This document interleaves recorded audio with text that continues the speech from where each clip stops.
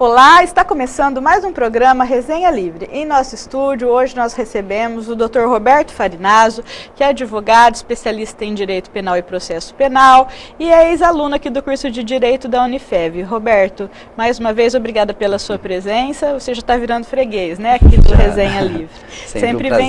Sempre vem iluminar com seus conhecimentos o nosso programa. Muito obrigada, viu? Obrigado. E eu recebo também Carol Godoy Ramparian, que é mestre em Psicologia Clínica e é especialista na área da dependência química. Carol, muito obrigada também pela sua presença. Obrigada pelo convite. Espero que essa discussão nossa possa contribuir com relação a esse tema tão polêmico que tem ocupado a mídia e dividido as opiniões das pessoas, que é a descriminalização da maconha.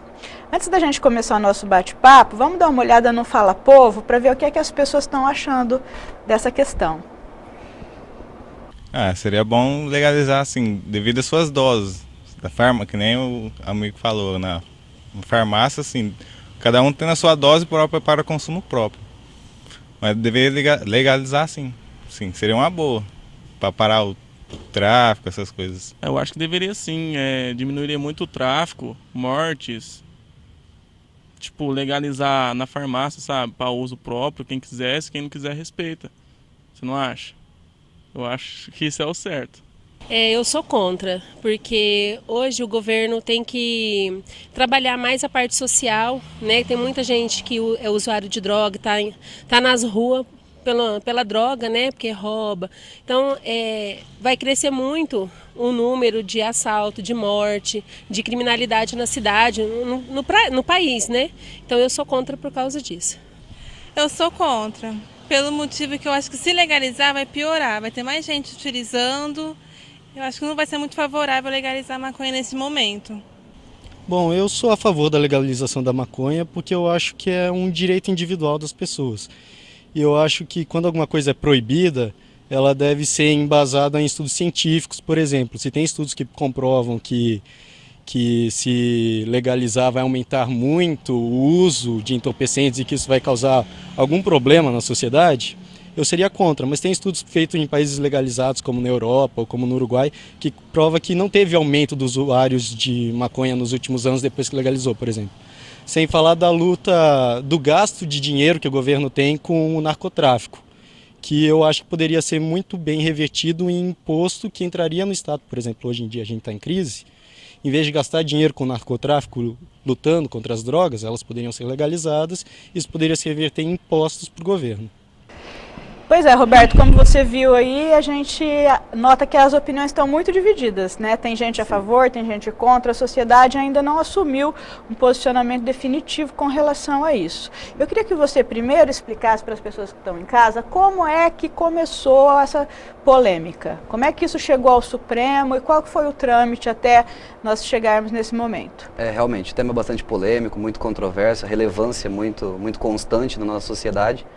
Aconteceu com um preso, o sujeito ele já havia cumprindo pena por um outro crime, ele estava, portanto, no sistema penitenciário já, e ele foi abordado dentro da cadeia com 3 gramas de maconha. Sendo abordado com 3 gramas de maconha, ele foi processado, regularmente processado, ele foi condenado em primeira instância pelo porte de drogas para consumo pessoal, ele apelou, o processo foi para o Tribunal de Justiça, e do Tribunal de Justiça houve novo recurso extraordinário, encaminhado ao Supremo Tribunal Federal. Agora, a nossa questão mais recente é, o Supremo Tribunal Federal vem se mostrando no posicionamento de declarar inconstitucional esse artigo 28, entendendo que o porte de drogas para consumo pessoal não deveria mais ser tratado como crime. Entendi. E alguns ministros já se posicionaram, Já. né? Por exemplo, eu estava vendo uma entrevista do ministro Luiz Roberto Barroso, em que ele diz que a descriminalização do uso da maconha é um primeiro passo para a descriminalização do uso das drogas. Sim. Inclusive, outros ministros já foram adiante e favoráveis à descriminalização do uso das drogas em geral. Sim. E eles argumentam, né, que isso seria uma maneira de eliminar o poder do narcotráfico. Esse argumento me parece totalmente estapafúrdio, mas em todo caso eu queria saber qual que é a sua opinião como um especialista, e depois eu vou perguntar para a doutora o que ela acha, porque é muito interessante, né? Nós não conseguimos acabar com o narcotráfico, então vamos liberar as drogas. É muito simples a solução, não é? Realmente Mas eu concordo, com a devida vênia, eu concordo com o Luiz Roberto Barroso, porque eu penso que realmente o narcotráfico, ele vive da ilegalidade. Ele sobrevive do que é clandestino, do que é ilegal. Se de repente o direito penal parar de se preocupar com o porte de drogas para consumo pessoal, trazendo, portanto, uma questão legal, e desde que, evidentemente, posteriormente regulamentada, isso se faz através de lei, tudo isso se faz através de política pública, política legislativa, a questão ela é passo a passo, como inclusive salientou o ministro Luiz Roberto Barroso. Mas eu penso que essa legalização, essa descriminalização, realmente tende a não acabar, mas a enfraquecer, a neutralizar o tráfico de drogas. Mas aí nós não estamos naquela música do Roberto Carlos, que um erro não conserta o outro. Porque de uma certa forma... Porque como é que você vai consertar o mal com outro mal? Isso para mim não tem lógica. Porque de uma certa forma, se como você... é que você pensa isso? Se você enfraquece o poder do tráfico, por outro lado, você tem um efeito... Eu vou usar a palavra devastador na vida de muitas pessoas, né? E aí você entra na questão de saúde. Então, como é que fica essa população, né, que vai aumentar o uso, a frequência do uso, e drogas todas, né? Porque a opinião desse ministro seria não só a maconha, e aí você extrapola também uma questão de saúde, né?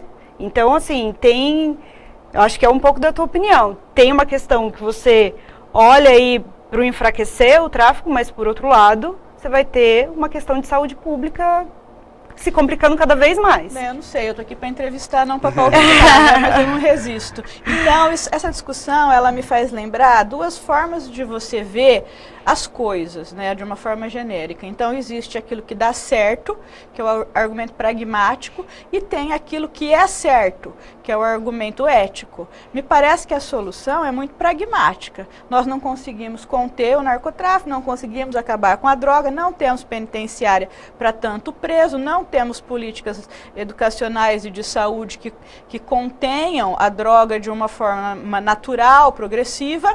Então, o que é que a gente faz? A gente simplesmente diz que não é mais crime. Com isso, a penitenciária se esvazia, não é? O narcotráfico perde o seu poderio, inclusive arrecadamos mais impostos vendendo maconha, cocaína, crack, olha que maravilha. Então, e aí está tudo resolvido, né? Então aí me chama a atenção essa diferença. A filosofia do direito, ela sempre veio pelejando com esses dois polos, né?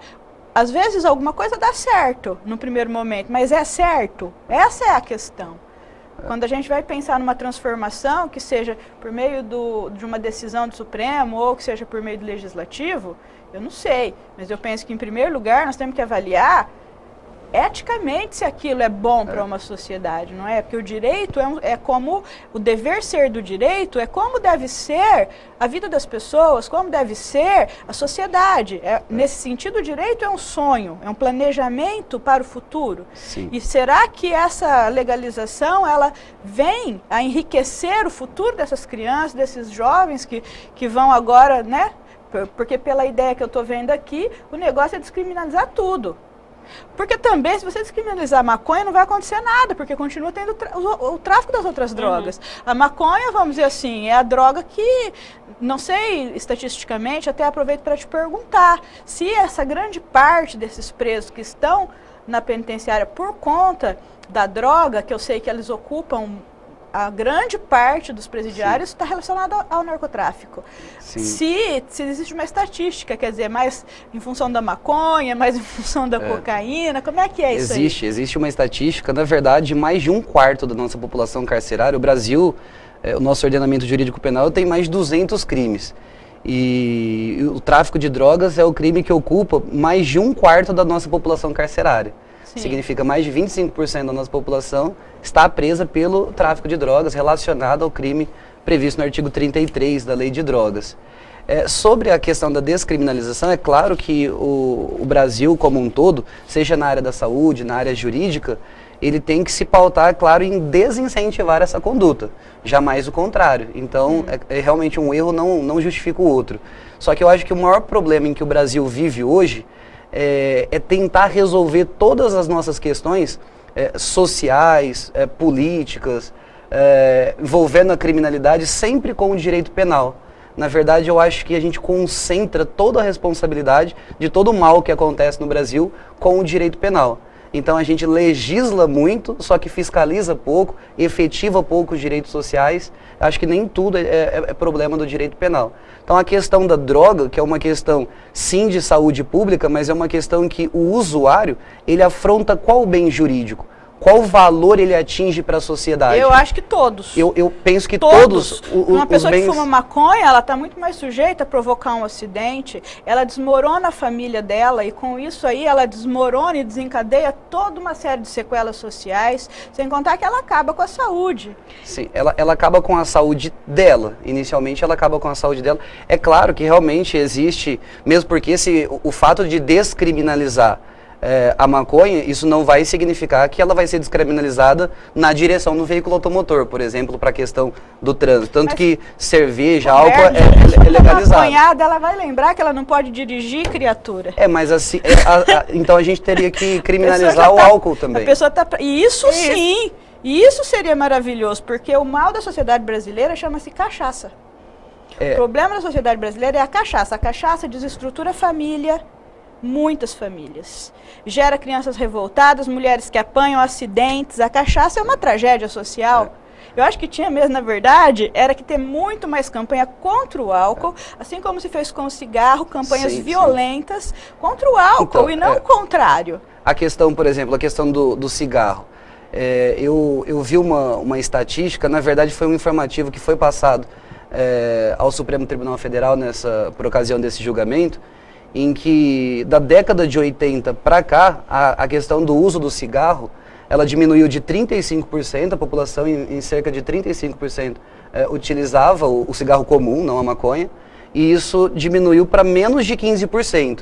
E detalhe, o cigarro ele nunca foi criminalizado. Significa que o direito penal ele não precisou intervir para o uso do cigarro cair de 35% para 15%. Ao contrário, a questão da maconha, que sempre foi criminalizada, desde pelo menos 1976, é criminalizada, teve um aumento exorbitante. A gente percebe que realmente a medida de prevenção não está ligada ao direito penal, e sim à política pública, política social. Está ligada a várias coisas, porque é um problema complexo que demanda equipes multidisciplinares estudando, não é simples. Mas a propósito do que você falou, eu vou perguntar aqui para a doutora, os malefícios do cigarro e da maconha a nível do sistema nervoso central, desencadear doenças, porque a pessoa que fuma, eu posso fumar um cigarro atrás do outro. Eu não saio de mim em nenhum momento. Cigarro é uma tragédia também. Eu acho ótimo que tudo isso tenha acontecido. Hoje, se eu quiser fumar, eu tenho que estar dentro da minha casa ou no meio da rua, sujeita a ser assaltada. Sim. Então, eu achei mesmo assim ótimo, né? Porque meus filhos já são de uma geração que não fuma. Foi maravilhosa essa política de repressão ao tabaco. Eu achei que foi uma das coisas fantásticas na verdade, de prevenção, que aconteceram nesse país. Prevenção. Sim, também de prevenção, mas assim, você não pode fumar em lugar nenhum. Se você for fumar, todo mundo vira o nariz para você. Ela foi repressiva, né? também. Há uma repressão. Uma regulamentação. Hoje você se autorreprime, porque você é muito mal visto. Né? Antigamente você não podia fumar dentro de lugares fechados, agora você não pode fumar embaixo de uma marquise, então não tem lugar para você fumar. Conclusão, você fuma menos, isso é ótimo. fumo. E eu digo isso, eu sou fumante, eu sou aquela que tem que ficar no meio da rua para fumar. Mesmo assim, eu tenho consciência de que foi uma grande medida, né? Em termos de saúde pública e tudo mais. Agora, é completamente diferente, Roberto, o cigarro da maconha, em termos de efeitos e danos que causa. Ou não, doutora, eu estou enganada? Não, tem algumas diferenças, sim. A gente, né, vai ter essa divisão de droga ilícita e ilícitas, né? Mas das drogas listas, você já citou a cachaça, eu vou, né, denominar de álcool, porque eu vou incluir todas as outras. A cachaça é barata, né, doutora? É mais fácil, mais acessível, né? Mas a cerveja também é uma tragédia. Para a juventude é a cerveja, né? E pensando no trabalho e nesse olhar para o dependente químico, o que a gente tem hoje é que o dependente de álcool, a gente tem um trabalho e um tratamento muito mais duradouro e até difícil de reverter. É um quadro muito mais difícil de reverter, né? O dependente do álcool.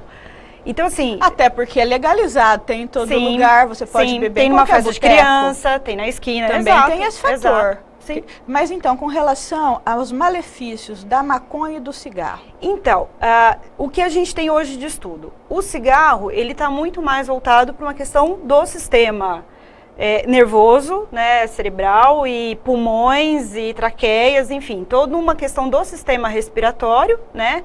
Doenças físicas. Doenças físicas, exato. A maconha, ela vai além.